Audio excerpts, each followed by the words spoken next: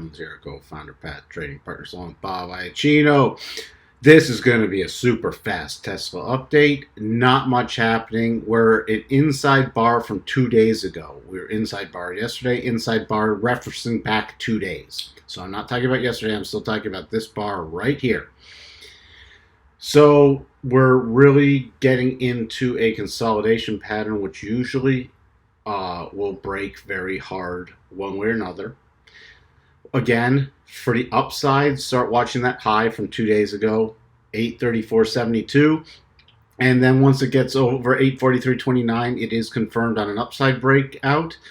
The low is just below where the rotation zone now, 803.88. So if we get below 803.88, we'll also be below the rotation zone, and that will be a break to the downside. We still have a slight gap here from back on May 15th, so Friday to Monday gap. So that needs to be filled. So 799.17, and then below that, I'd be targeting the bottom of the rotation zone.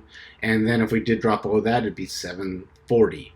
So those are all your key levels, but the rotation zone is encroaching on that. We can look at the 4 hour real quick, and you see it's just taking the upper band of the rotation zone on the 4 hour and holding it.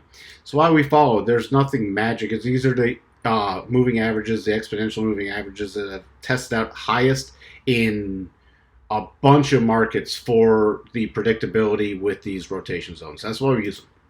There's nothing magic other than that, and you can see it's just holding above the rotation zone on the daily chart. And again, 863 to 869 on a breakout to the upside above the levels I've already listed, and then 883 to 891, which we can fine tune once it breaks out. So we have for you on Tesla, and we'll talk to everyone soon. Bye for now.